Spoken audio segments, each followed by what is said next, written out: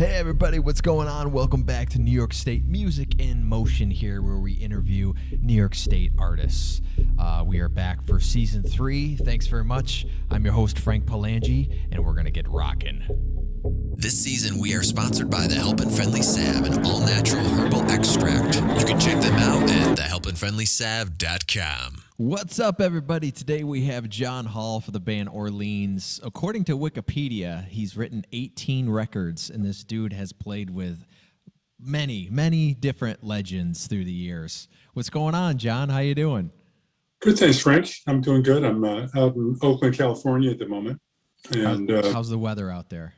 It's gorgeous. You know, right now there's no smoke. Usually they have the Bay Area has a lot of smoke from the fires that are going on right now, but the last couple of days has been clear blue sky and pretty nice. Is that how bad is that, the fires? I see it in the news and stuff, but yeah, it's pretty bad. I mean, I'm not up there, but it's last year the fire season was the worst ever on record, and this year it looks like it's going to be worse still. So, I've got my fingers crossed. My daughter and her family are out here, and I'm just visiting them. Had a little family issue that needed to be dealt with, and so I came out here for that. But it's very civilized in California. I mean, every place. Every city, every town has things that are good and things that are not so good. Yeah. Here it happens to be fires and mudslides and earthquakes. Yeah. Other places, it's, governors who don't believe in vaccines or what have you. Or extreme snow like we have here in New York, as you know, sometimes. There's extreme snow. The last couple of winters, as I recall, in the Hudson Valley anyway, were milder than usual. We'll see if that trend continues. But they were, yeah. I hope so for this year, because I have asthma, so I'm not a big fan of the winter as much. So I'm like, yeah. But so I read you're the only musician to be in Congress, pretty much, Congressman? Yeah, well, Sonny Bono is a musician, a songwriter, a singer. He was have a TV personality, and he served in the House of Representatives also from representing Palm Springs, the district that includes Palm Springs, California. I think what I would say is I'm the only professional guitar player. I mean, I'm known as, for as much for guitar and for playing on other people's records, doing sessions on guitar. And I don't believe there's anybody else who's ever been elected that does that. But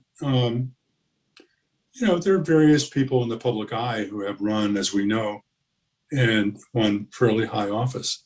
And being in entertainment, in some form of the entertainment industry, and campaigning are remarkably alike. Yeah.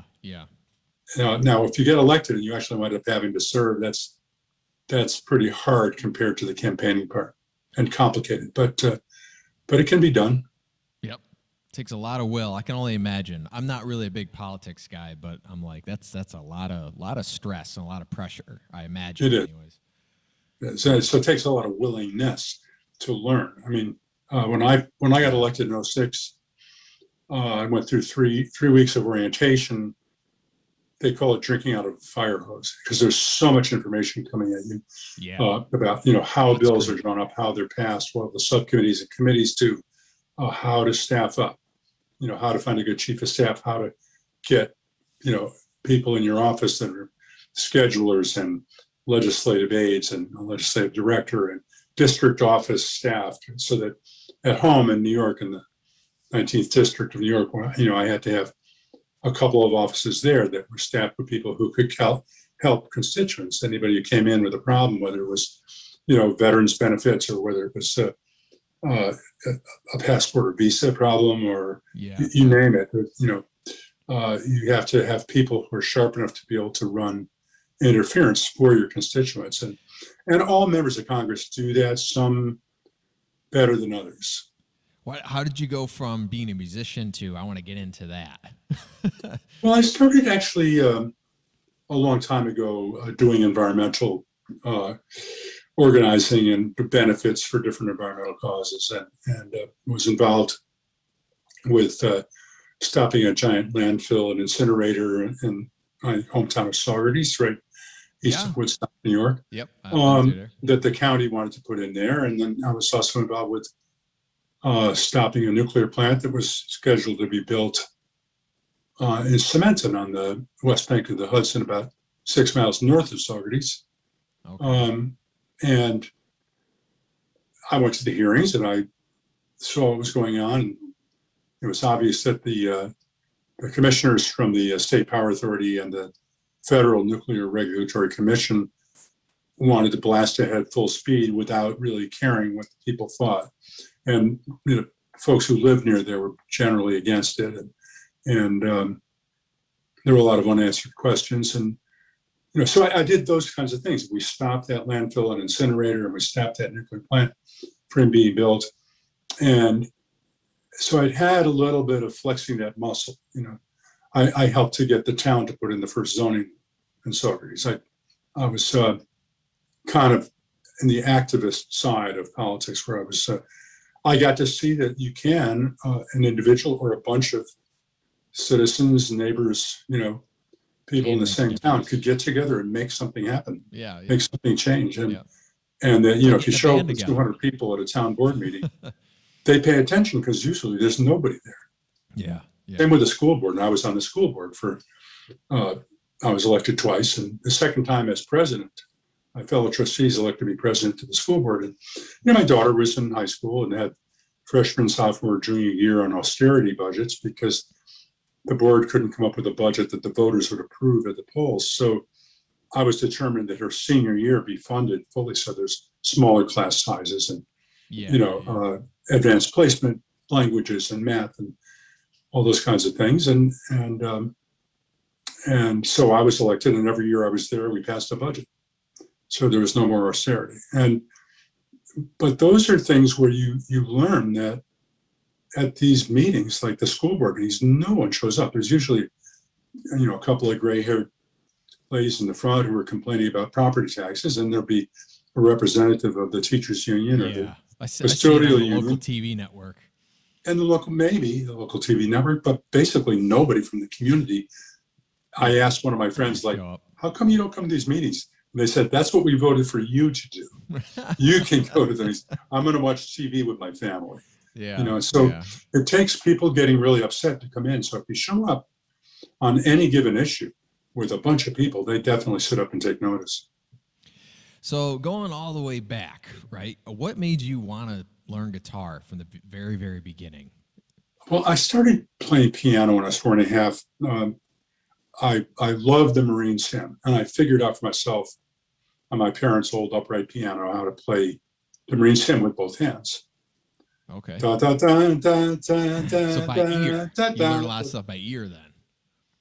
I played it by ear. Yeah. So my parents noticed that, and they said, let's send him for lessons. So I wound up taking years of classical piano lessons. And then I played French horn in the high school band, and I taught myself guitar and drums and bass. And it was really when I was 12, I started to go, the piano's good, but I'll take that guitar. Yeah. So then it took off from there. I have a friend who says that his son has a guitar attached to his waist, and I think that was kind of like me. Yeah. Yep. It's in your veins. Once it's like, I know what you mean. I can't explain it, but I know exactly what you mean, being a musician. Well, partly it was like standing in front of the mirror of my guitar. And thinking, cool, if I play the high school dance, then the girls would really be, it was like a way to be attractive to girls without having to actually dance myself, because I felt awkward dancing. Okay. Yeah, I was in the same, but you know what? I always, I would dedicate a song to the girl I liked, and it would never end well. So I say, never bother doing that. Any musician out there. But I get it. That's kind of why you get into it. You're like, maybe I can make some new friends or something like that. And some people, it's girls, and that's cool though. But so when you joined Orleans, you guys played Woodstock too? We didn't play the Woodstock original festival in '69. We played the 25-year anniversary festival. That's what I thought. In '94, Woodstock '94, which was on the site of the Winston Farm where that incinerator and landfill was going to be built. Oh, okay. So I got to stop that from being built and then play the festival on that site. And then Monday, after the weekend festival, I was out there with a bunch of volunteers cleaning up trash that was left behind, muddy tents and sleeping bags and Yeah. empty soda bottles or whatever. I just didn't want to work so hard to keep it from being a dump and then leave after the festival and have it actually be a dump. Yeah. As of everybody just throwing stuff away. But you figured with COVID, right, when there was no concerts, there was it was actually a lot cleaner out there probably because of there's a mess afterwards. Orleans started in '72 in my basement in Saugerties, and we rehearsed there, and by the time we got to play that 25th anniversary of Woodstock, we had already made a bunch of records and done tours. I know that song, "Dance with Me." Yeah. Now, you had did you have a solo band? Because I think I seen you on VH1 Classic. Yeah, well, I had the John Hall Band, which was actually, we were VH1 and MTV. Crazy, the song "Crazy." When MTV actually played music videos, we were one of the first bands that got played on there. Yeah, there's a song called "Crazy." Yep. That I co-wrote with a couple of guys in the band and my longtime writing partner Johanna Hall,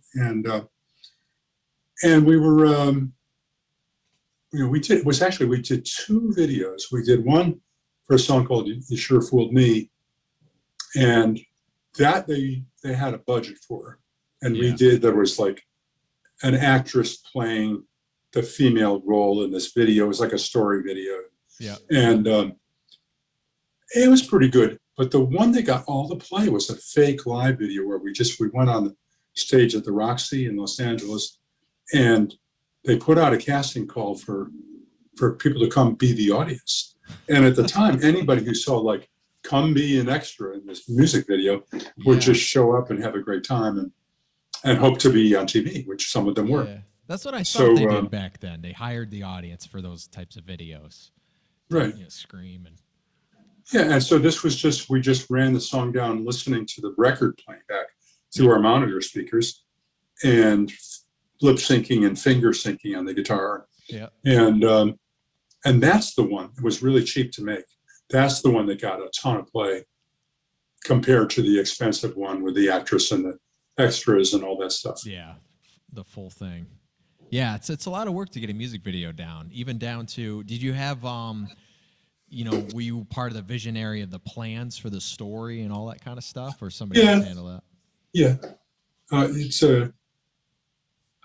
think that's usually the case. The artist gets to have some input, just like with a record. You have a producer for the record, but hardly any producers will go ahead and plan everything without consulting the artist. I mean, maybe if it's like the young Britney Spears or something. But if you have an artist who's somewhat developed and knows what they like and what they're trying to do, right from the very first Orleans record, which we made in Muscle Shoals, Alabama, with Barry Beckett and Roger Hawkins, the legendary keyboard player and drummer of the Muscle Shoals rhythm section, producing us.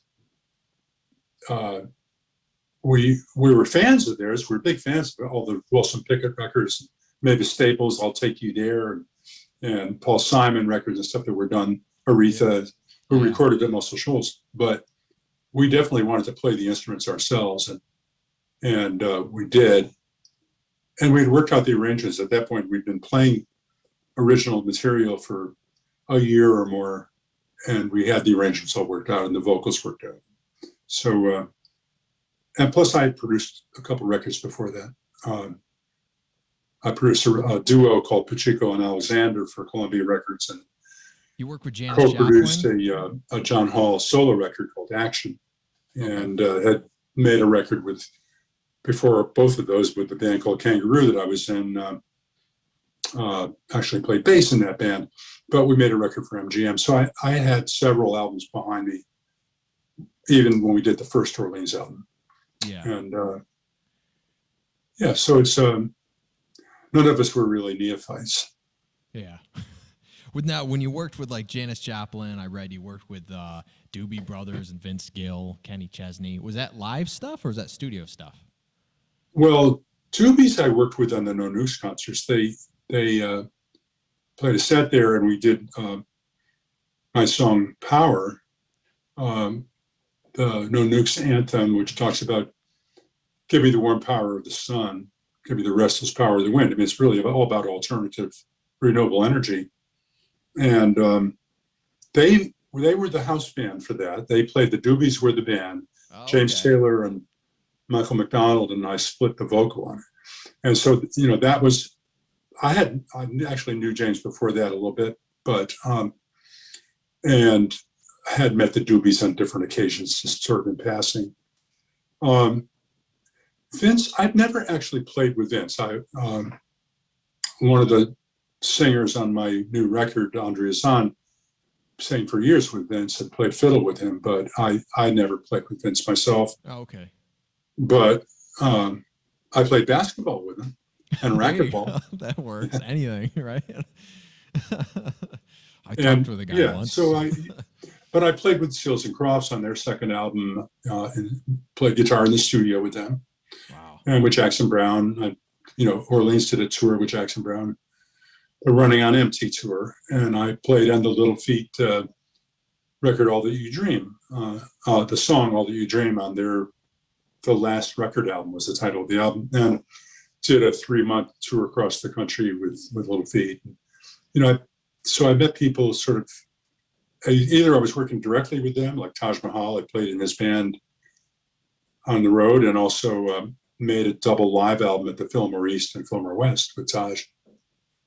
And sometimes it was just sharing a stage, being on the same bill. Yeah, yeah. But you cross paths with people, and usually you, unless they're incredibly secretive and private, you get chances to talk and get to meet them and all that. Yeah. A lot of those venues aren't around anymore either. A lot of the venues is kind of... Yeah, they all have names like Bridgestone Arena or United Center, or the KFC Yum Center in Louisville. That's the one I like. I just want to get somebody to sponsor, like Orleans, brought to you by Celebrex, or brought to you by Just for Men. Oh, one thing that, because I don't think I've gotten to talk to somebody kind of like you, the old school rock and roll and all that kind of stuff. As far as, I have to ask you, as far as guitar, do you have certain scales and certain go-tos that you kind of stay in, or do you kind of utilize everything and then just say this is good for this song, this is good for that song, or is it more about you got to have the lyrics first and then everything comes in? Well, it can change. It can vary. Sometimes the lyrics come first when you're writing a song, and sometimes the music comes first. Sometimes they happen simultaneously, and that's the best.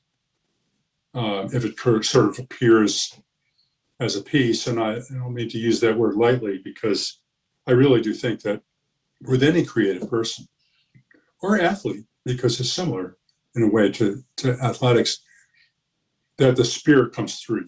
It's a matter of getting the channel open. So that the inspiration can come, or a gift. I look at it as a gift. It's it comes out of nowhere. Not to get profound or overly spiritual, but it's like a blessing. Yeah. And the way I feel about it is, if I sit with the guitar or with my hands on a piano keyboard often enough, then the inspiration shows up more often. Yes. And if you keep waiting for lightning to strike, which I used to do long ago, you could be waiting a long time. So showing up and doing the craft makes the art show up more often. And I usually, every musician has a go-to. They have a style. They have things that they automatically do and that they comfortably do. And then there's stretching out to use a scale you're not really used to, or that you don't use much, or, whole tone scale for me, or odd modal scales, Mixolydian mode or something. And I know what these things are, but I don't automatically play them. I Okay. mean, I can automatically play in a major scale or a minor scale or blues scale, Yep. and not even have to think about where my hand's going on the neck. If I'm doing something that's a little more unusual for me, then I have to look down and make sure that I'm like getting the Dorian right or frets. something like that. You know, like you said, Mixolydian. They're kind of Right. not the go-tos, you know, but sometimes. Yeah, not for me. For a jazz player, maybe it would be. Yeah. Yep. Yep. Playing a lot of that stuff. Now, what? Or if I play sitar or something. I mean, music from other cultures Yeah. uses scales that we don't have here. Yeah. Yep. But have you always stuck with the same brand of guitars, or have you kind of changed through the I've years? been a Fender player for a long time, mainly Fender Stratocaster, and that's I mean, all the stuff people really know me for in terms of playing with Little Feat or Bonnie Raitt or Orleans, Clapton a etc. little bit in your playing. I've heard Pardon me? that. You remind me a little bit of Eric Clapton in your playing. Well, I listened to Eric, and it was when I was sort of coming up and starting to really be a professional musician, and which meant for me dropping out of college. My parents were afraid I was throwing my life away. They might have been right about that, but I was listening to Hendrix and Clapton, and before that to the guitar playing from the Beatles and the Beach Boys and the Ventures, and there was a lot of sort of an expanding universe. Before that, it was folk music and acoustic guitar and mandolin and banjo, and which I played both of those a little bit.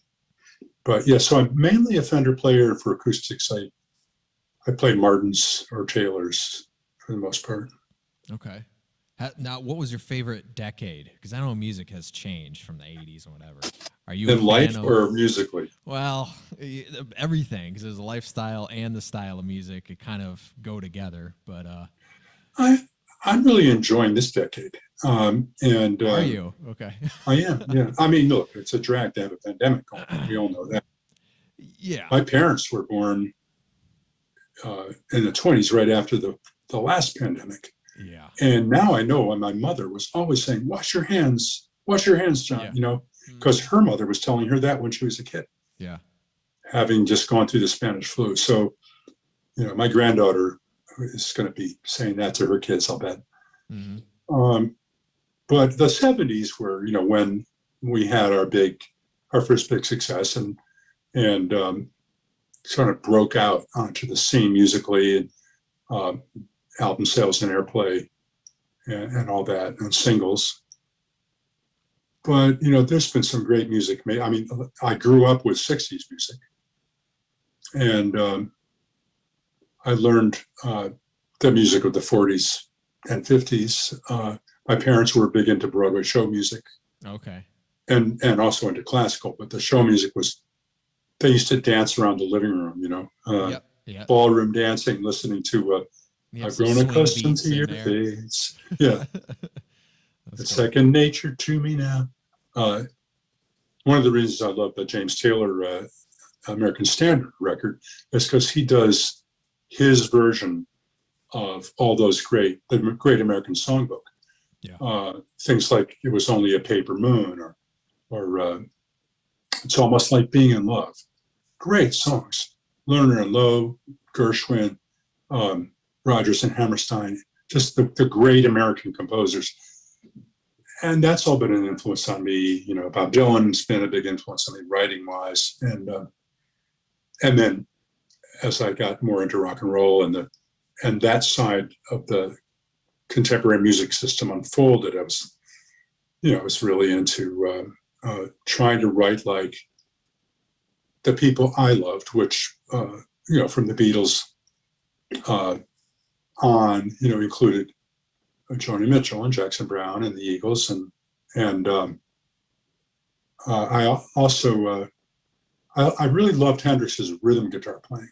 People think of him as he was a flashy lead player, could certainly play the blues great.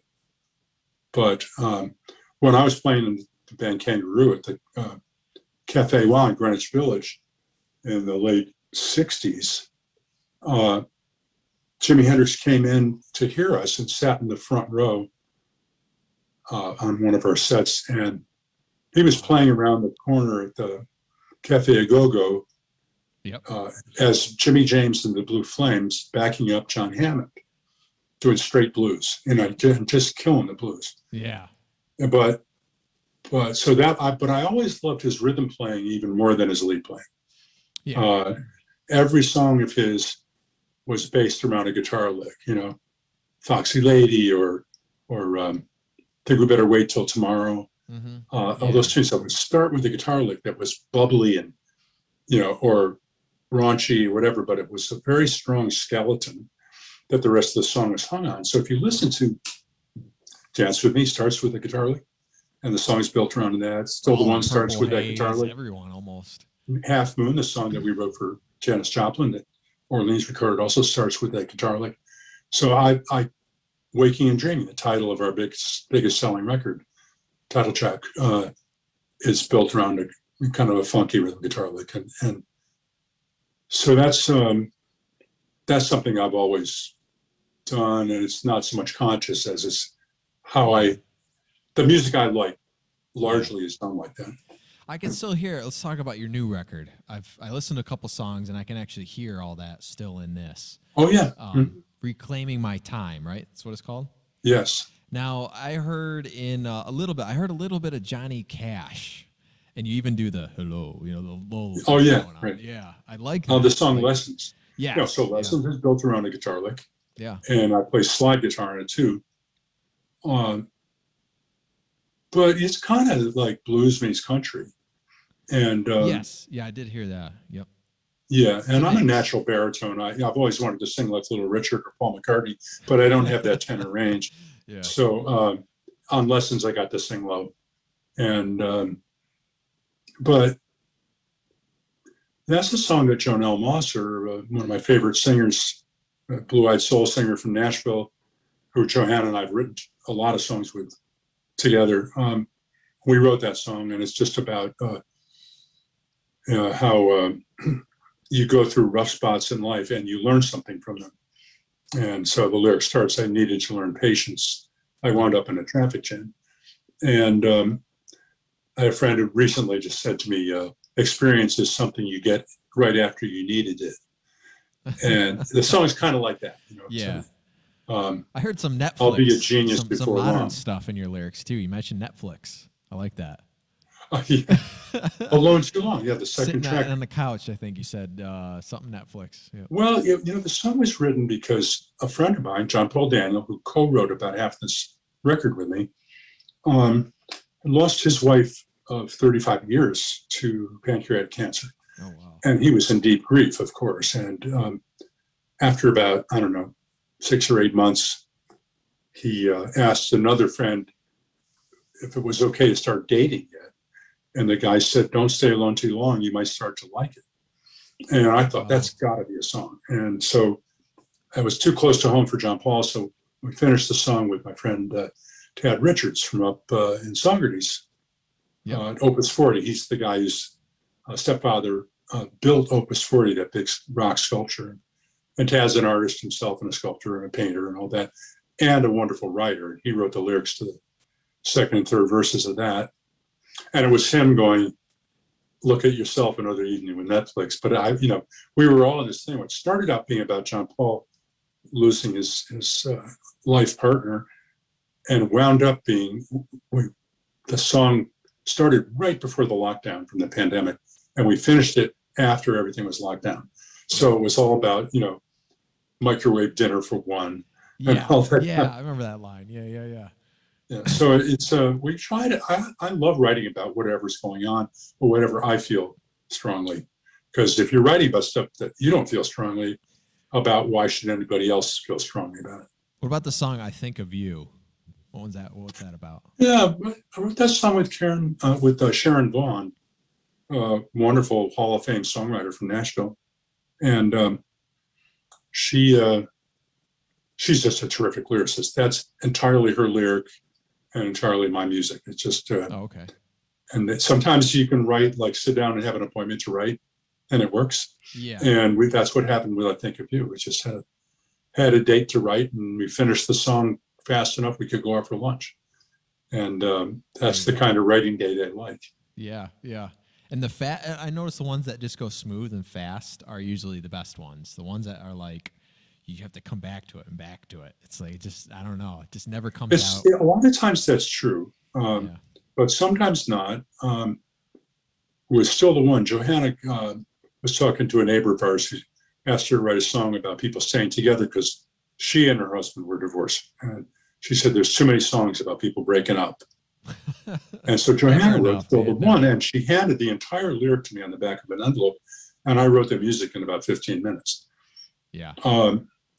Still the One, on the other hand, I had the guitar part first, and it took 2 months for her, with a little help from me, to finish the lyric to it. So sometimes the ones that take longer are worth finishing. Yeah. I remember Barry Gibb one time of the Bee Gees saying that any song that you can't finish in 15 minutes isn't worth writing. And I don't think that's true either, or else Bruce Springsteen wouldn't be worth listening to, because he doesn't finish anything in 15. Not that I know of. Wow. I think it takes him 3 years to make a record. No, there's a lot of songs you can, if it just comes to you, and if 15 minutes, a half an hour, and it's catchy, or, you know, go with it and then evolve with it. You know what I mean? Absolutely. I wrote one time. It was before Thanksgiving. I was going to go out to eat, and I had literally 20 minutes before we had to go. So I go, I'm just going to pick up the guitar, and that's what happened. And then one of the songs, I worked with Daughtry. I don't know if you follow any of the you know, hard rockers and that kind of stuff. Mm-hmm. But if I didn't write that, I probably would have never worked with those guys. Did you ever dream a song? Dream a song. I've dreamt movie stuff. I'm big with movies and stories and all that kind of thing. Yeah. Never lyrics. It's always imagery and like, you know, scary horror movie and that kind of stuff. Well, you can have that. But yeah, I've dreamed some things. The problem is you have to wake up enough to write it down, or speak or sing into some kind of recorder. Yeah. A phone or what have you. Used to be a cassette recorder back in the day, but yeah, because I have heard things, or, you know, dreamed things, and awakened and said, that's really good. I should write that down. And then I go back to sleep and I don't remember it. So I try to carry around a little pad on the passenger seat of my car.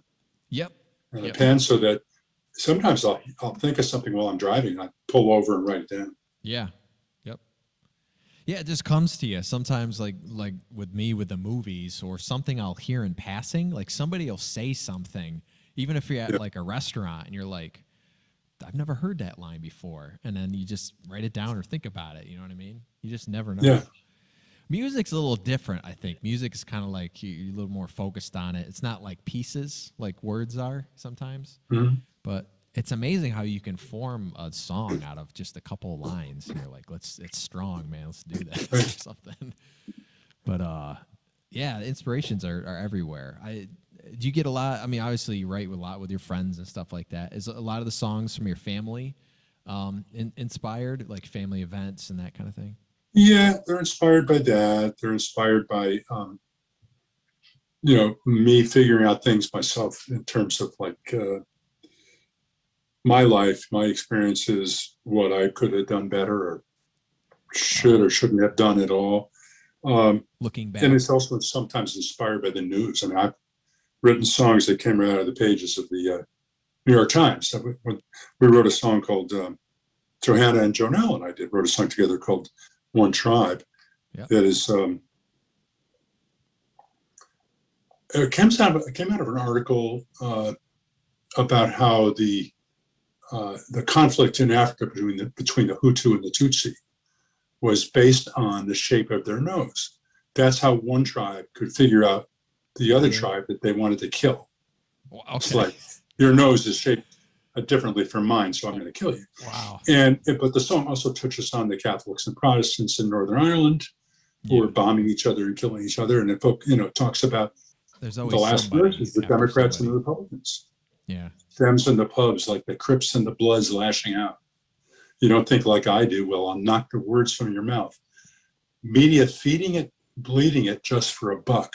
If you're looking for peace and love, you're out of luck. Exactly. And then the chorus goes, we are all one tribe. Yeah. And so that, it was just observations of what's going on in the world. And I think it's applicable today as ever. That song was written back in the 90s, but It's always it's some got sort of worse. situation. It's, Always something. One thing I ask a lot of artists is, what type of advice would you give to new artists just starting out, or maybe on the road touring and stuff like that nowadays versus the 70s and the 60s? Well, it's the same advice I give myself or anybody, which is make today count. Because it's the only day we're guaranteed. And True. Yeah, and if somebody's just starting out, I get that question sometimes. I speak to school groups or do a songwriting class, teach a songwriting class. Yep. College or high school level, and if somebody comes up to me and says, "I'm thinking about that I want to do music as my main thing, as my livelihood. What do you think?" I say, well, if you have to ask me, don't do it. The only really, if you're obsessed and that's all you want to do, go for it. Yep. But it's hard, and it's a pyramid, and there's a lot of people at the bottom of the pyramid, and a few that get to the top, and or somewhere in between. So you have to really love it, and if you really love it and you're driven to do it, go ahead. Do it. And what I learned coming up, when it was really a matter of like playing, you could sit in on a Monday night jam session, or there are ways to play coffee houses without being hired, and you get people to hear you and like you, and then they would hire you. Yep. And there was more of a club scene that you could come up through than there seems to be today in terms of live, especially original music. Yeah. I guess that's the other thing I would say is the sooner, if you really want to be known as an original artist, the sooner you get past doing cover songs, the better. And that's a hard adjustment to make, because there are a lot of places that just want cover songs. They don't want originals. In fact, I heard a story from a guy I know in Nashville who was hired to play some frat party or some event in Alabama, and drove down there, and the woman that was running the thing said to him, "Now listen, I don't want you or nobody else doing no originals." And I've heard that. It's just so funny, because you have to go, well, that's what I do. I'm playing original. You have to take a chance. Yeah. I saw Jackson Browne on the James Taylor tour that he's opening for James on recently, and he's got a new record out, Downhill from Everywhere, and he's doing a bunch of songs off of it.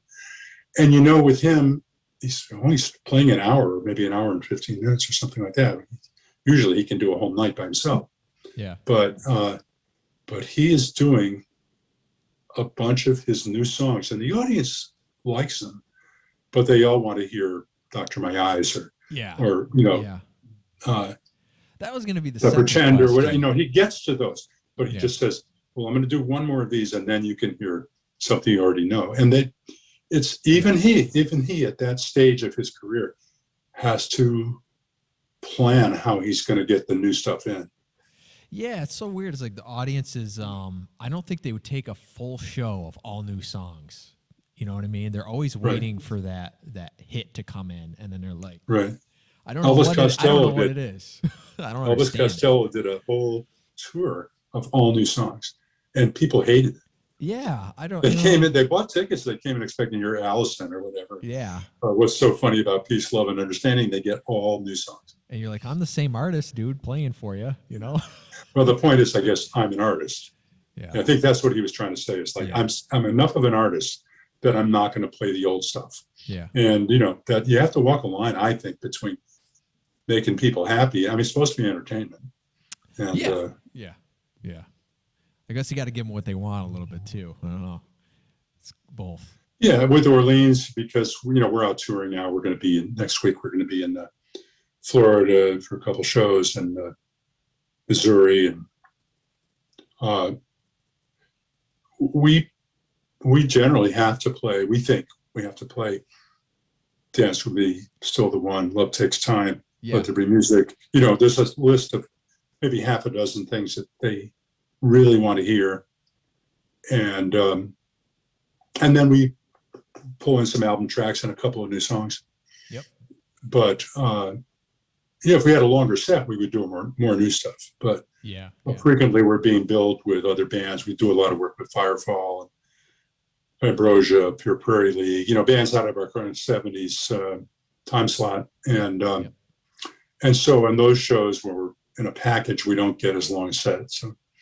So we, it really is a little bit like being an Orleans tribute band. Although we have a brand new record coming out in October it's our first Christmas record. Okay. We've never done one, but we're doing that, and it's coming out, I think, middle of October. So you got a lot of records. And then after the first of the year, we've got a 50th anniversary record. We did our first show the first show as Orleans was January 72. So hard to believe, but it'll be 50 years this coming January. How do you even think about that? You know what I mean? Put it all in one package. When we were making our first bunch of records in our 20s, we were saying, don't trust anybody over 30. So, it's, none of us thought we'd still be doing this. Yeah, I guess you just never know. You know what I mean? It's either fate, luck of the draw, or, whatever, however you want to think it. But there's always, I say there's always a reason. Right. That it's meant to be. You're meant to be. Hopefully so, yeah. Yeah, doing something. So I appreciate out there, everybody out there tuning in right now. This guy's got tons and tons of records. So check out John Hall Band, Orleans. Like he said, new records coming out. He just released another new record from himself, and then there'll be some cool stuff. Grab some tickets and see some live shows. Do you guys do online stuff too? Do you ever do an online? We do. My website is johnhallmusic.com. All right. And that has links to the Orleans website as well as to my Facebook page and the Orleans Facebook page. And there are videos. There's a new video for the song Lessons that came out pretty recently, and that's theirs. And another one for Alone Too Long, and a bunch of live videos. And so that would be good. And the Orleans website is orleansonline.com. So, either of those. And we're pretty active on Facebook. We get lots of we have conversations going on with different fans. That's who write to us. Yeah, you got to get right back to them. Yeah. Yep. So it's all good. It's possible to do a lot more today. And we're kind of past our peak in terms of doing big tours with a bus and, trucks and staying out on the road for 3 months solid. Yeah. We mostly fly out, do a couple shows, fly back. Yeah. Weekend gigs. But hey, I just turned 73, so that's all right with me. I know. I'm supposed to be retired anyway. I was like, I go, he must be 70. He doesn't look it though, man. I don't feel a day over 72. Jeez. But, other than my knees being shot. What about your wrists, real quick before we go? What about wrists? Anything guitarists out there that you can I've got some arthritis in my fingers, in my left hand. Wrist. This spot at the base of my thumb or the tendon attached. Any stretches or anything you do every time or anything? Well, yeah. I do stretches, the prayer stretch, this kind of thing, sort of stretching fingers and the tendons in the back of my hand at the same time with either hand. And then I carry those little Gripmaster hand strengthener devices. Do they work? They work. And I've got three. I've got the easy, the medium, and the hard, and the easy one's really all I need. Yeah. Well, yeah, you don't want to use the hard one and then you got to play and all of a sudden you're like, ugh. Right. So it's maintenance. And, practicing is really important because you keep those fingers moving. Yeah. Yep. Keep them stretched out. That's what I say. Yeah. Well, thanks everybody for tuning in. We're in season 3 here, New York State Music in Motion. We got John Hall today. Thanks, man, very much. Maybe we'll end up meeting up here in New York. I'm not too far. I hope so. We're playing Beacon, New York. Beacon, New York. I'll have to look that up. Forget when that date is. I can find it. Hang on a second. I will tell you. Yeah, we're playing at the Paramount Theater in Beacon on October 29th. All right. Make sure you guys grab some tickets. I'm sorry. No, it's not Beacon. It's Peekskill, New York. Oh, okay. Yeah, big show, and we're headlining that, so we'll do a nice long show with new material and All right. album tracks and the hits and everything. So that's the place to come. Sounds good. Grab some tickets, guys, if you're in New York here, which New York State music. I mean, we got to be in New York. It's always good talking. Right, and if to you New go York artists. johnhallmusic.com, you'll see Okay. other dates you can come to in different parts of the country. So. All right. So everybody out there, keep on rocking. All right. Any last words? Feel free. Party on. Party on, Garth. Thanks. Yeah. See you guys later. Okay, bye.